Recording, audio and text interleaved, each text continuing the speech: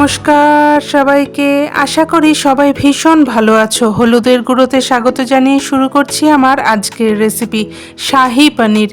একদম রেস্টুরেন্ট স্টাইলে, কিন্তু পেঁয়াজ রসুন ছাড়া সম্পূর্ণ নিরামিষ একটি রেসিপি, যা কিনা ভাত, রুটি, পোলাও, ফ্রাইড রাইস সব কিছুর সাথেই দারুণ জমে যায়। আজকে তোমাদের সাথে এই রেসিপিটাই শেয়ার করব। তাহলে আজকের রেসিপি হলো শাহি পনির। এই রেসিপির জন্য আমি এখানে পনির নিয়েছি 300 গ্রাম। এবার এই পনিরটাকে কেটে নেব। প্রথমে লম্বা করে, তারপরে চৌকো করে পিস করে নিয়েছি। তোমরা তোমাদের মতো করে পনিরের পিসগুলোকে করে নেবে। আমি পনিরের টুকরোগুলোকে মিডিয়াম সাইজের রেখেছি, মানে খুব বড়ও না আবার একদম ছোট না, ঠিক এরকম সাইজের। দেখো, এবার পনিরের টুকরোগুলোর মধ্যে নুন আর কাশ্মীরি লঙ্কার গুঁড়ো মাখিয়ে নেব।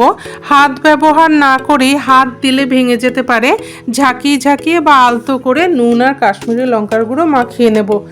মাখিয়ে রেখে একটা মশলা তৈরি করে নেব। তার জন্য মিক্সিং জারে 4-5টা লবঙ্গ, 3টে এলাচ আর 2টো দারচিনি স্টিক মিক্সিতে দিয়ে গুঁড়ো করে নেব।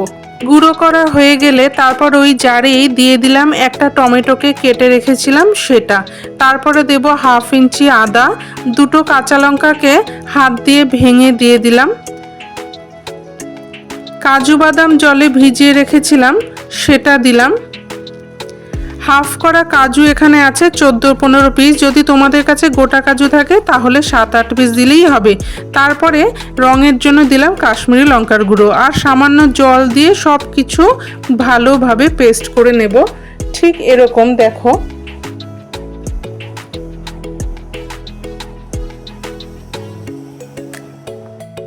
এবার কড়াইয়ে সাদা তেল দিয়ে পনিরগুলোকে দিয়ে ভেজে নেব। পনির বেশি কড়া করে ভাজতে হবে না, হালকা করে ভাজলেই হবে। ভাজা হয়ে গেলে পনিরগুলোকে এবার তুলে নেব।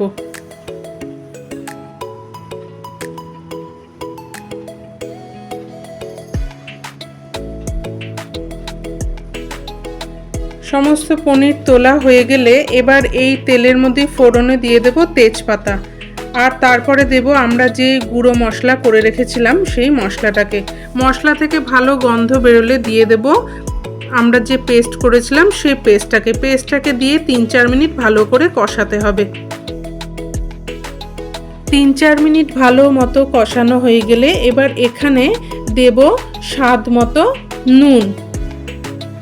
তারপরে সব 1/2 চামচ করে দেব ঘরোয়া মশলাগুলোকে, যেমন হলুদ গুঁড়ো, জিরের গুঁড়ো, ধনের গুঁড়ো, কাশ্মীরি লঙ্কার গুঁড়ো দিয়ে সামান্য একটু জল দিয়ে ভালো করে কষাবো। ঢাকা দিয়ে ভালো করে কষাবো তেল ছাড়া পর্যন্ত।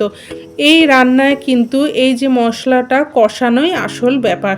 যত মশলা ভালোভাবে কষাতে পারবে তত কিন্তু এই রান্নার স্বাদ বাড়বে। মশলা থেকে যখন ভালো মতো তেল ছেড়ে দেবে এই স্টেজে দিয়ে দেবো আমরা টক দই। এখানে 3 টেবিল চামচ টক দই আমি আগে থেকে ফেটিয়ে রেখেছিলাম, সেটাকে দিয়ে দিলাম। দিয়ে গ্যাসের ফ্লেম কমিয়ে আবারও রান্না করে নেব 1 থেকে 1.5 মিনিটের জন্য। মশলা ভালো মতো কষে গিয়ে তেল ছেড়ে দিয়েছে, দেখো, দেখলেই বোঝা যাচ্ছে। এবার এই স্টেজে দিয়ে দেব আমরা ভেজে রাখা পনিরগুলোকে দিয়ে ভালো মতো মিশিয়ে দেব 2টো চেরা কাঁচা লঙ্কা আর স্বাদ মতো চিনি। যেহেতু নিরামিষ একটি রান্না আর টক দইয়ের টক ভাব ব্যালেন্সের জন্য অবশ্যই চিনি দেওয়াটা জরুরি। তারপর সব ভালো মতো মিশিয়ে নেব। মেশানো হয়ে গেলে সামান্য জল দিয়ে ঢাকা দিয়ে আবারও সব কুক করে নেব 2 মিনিটের মতো। এখানে আমি বারবার একটা কথাই বলছি, এই গ্রেভি যত ভালো মতো কষাতে পারবে তত এই রেসিপির স্বাদ খুলবে। গ্রেভি ঘন হয়ে আসলে তারপরে এখানে দিয়ে দেব হাত দিয়ে ক্রাশ করা কাসুরি মেথি দিয়ে আবারও আমরা 3 মিনিট রান্না করে নেব।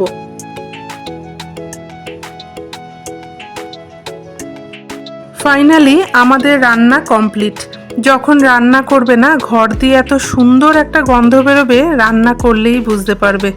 ব্যাস, গ্যাস অফ করে ঢাকা দিয়ে 2 মিনিট রেখে সার্ভ করো। এই শাহি পনির।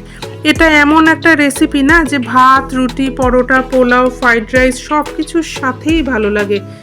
একবার বাড়িতে ট্রাই করো, বারবার এই রেসিপির চাহিদা থাকবে তোমার বাড়িতে, আমি কথা দিলাম।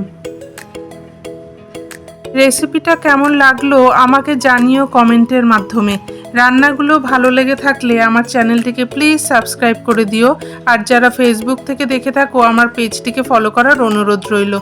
আজ তাহলে আসি, আবার আসবো নতুন একটা রেসিপি নিয়ে পরের ভিডিওতে। ভালো থেকো, সাবধানে থেকো। টাটা।